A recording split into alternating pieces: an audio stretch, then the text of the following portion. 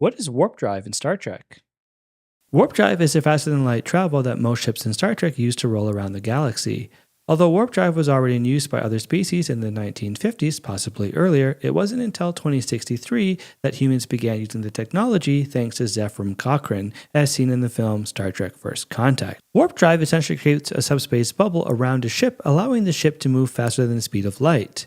Warp drive speeds are typically referred to as factors and go from warp factor 1 all the way up to warp factor 9.9. The warp scale is somewhat confusing because it wasn't made consistent until Star Trek The Next Generation. In the original series, the warp scale always seemed to change, as the impossible warp speed could be warp 9 or warp 11 depending on the episode.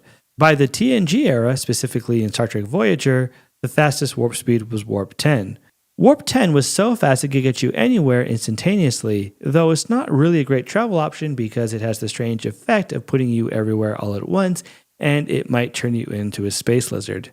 While Warp 1 through 4 were impressive and allowed for interstellar travel, it wasn't until Warp 5 that exploring the galaxy became possible. The first starship to use the Warp 5 engine was the NX-01 Enterprise, commanded by Jonathan Archer, as seen in Star Trek Enterprise. As great as warp drive is, it does cause damage to subspace over time, and for a while, speed limits were imposed, as seen in the TNG Season 7 episode, Force of Nature. However, that story was quickly dropped by the time Star Trek Voyager came out, and the USS Voyager itself seemed to solve that problem with her nacelles arcing up when they would go to warp, but that was really never confirmed on screen.